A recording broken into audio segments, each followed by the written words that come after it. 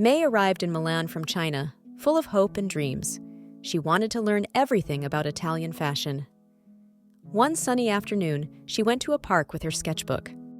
The smell of blooming flowers filled the air. As she sat sketching, she noticed a man painting on a tall wall nearby. His hands moved quickly, splashing bright colors onto the surface. Curious, May walked closer. The artist, Marco, was focused. He was drawing a big, colorful bird, its wings spread wide as if ready to fly. May gasped softly. Marco turned and smiled. "Do you like it?" he asked. May nodded. "It's beautiful," she said. "It feels alive." Marco noticed her sketchbook. "You're an artist too?" May hesitated. "I design clothes, but your art is so free. Mine is different." "Maybe freedom and design can work together," Marco replied with a grin. They talked about art, life, and dreams. By the time the sun set, they felt like old friends. May's internship began at a famous fashion house. The place buzzed with activity. Models practiced walking, designers argued over fabrics, and assistants ran everywhere. May showed her first designs to her boss, Mr. Caruso. He frowned.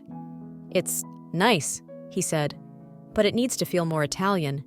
This is Milan, May. Think bold." May felt lost. That evening, she went to the park to clear her mind.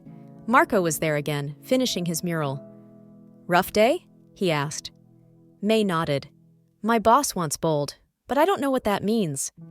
Marco handed her a brush. "Paint something. Let go." May hesitated, but then she dipped the brush into red paint. She made long, sweeping strokes, letting her feelings guide her. The result was messy, but alive. Marco laughed. "That's bold." May laughed too. Maybe he was right. May started adding bold colors and wild patterns to her designs. Mr. Caruso noticed. "Now you're thinking like Milan," he said. But not everyone liked it. Some of the senior designers whispered behind her back. "She's too new. She doesn't understand our style." At the same time, Marco faced trouble. A group of developers wanted to tear down the park wall where he painted. "This wall is ours," Marco argued. "It brings life to the community." But the developers didn't care. May and Marco shared their struggles. "What if they destroy your wall?" May asked. "I'll paint somewhere else," Marco said. "But it's more than a wall. It's a voice for people who feel invisible." One evening, Marco took May to a rooftop overlooking the city. "Look," he said, pointing to the streets below. "Every building, every light, it's all art." May smiled. "And every person has a story. That's what I want to show in my clothes." They stayed up late, talking about how art and fashion could tell the same story. May began to feel something deeper for Marco, but she was scared. Her career was just starting. Was there room for love? May's designs gained attention. A big company offered to sponsor her. "This is your chance to shine," Mr. Caruso said. But the company was tied to the developers who wanted to destroy Marco's wall. When Marco found out, he felt betrayed. "How can you work with them?" he asked.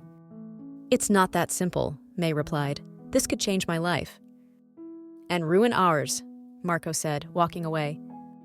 May felt torn. She didn't want to lose Marco, but she also didn't want to give up her dream. For weeks, May and Marco didn't talk. May worked harder than ever, but something was missing. She missed Marco's laughter, his way of seeing beauty in everything. Marco stopped painting. The park wall felt empty without him. One night, May dreamed of a bird trapped in a cage. It sang a sad song, its wings too weak to fly.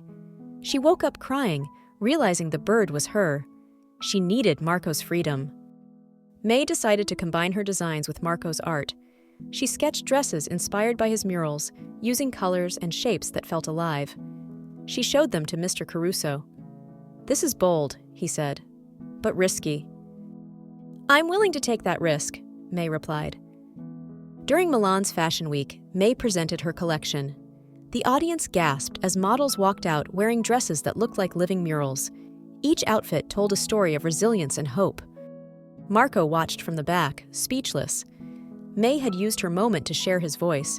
The audience gave a standing ovation. After the show, May found Marco by the park wall. "I couldn't do it without you," she said. Marco smiled. "You didn't need me. You just needed to believe in yourself." They hugged, and May felt like she had found home. The developers backed off after public support grew for Marco's art. May and Marco worked together, blending fashion and murals to inspire others. Their love became a symbol of what could happen when different worlds came together. And like the bird in May's dream, they both learned to fly.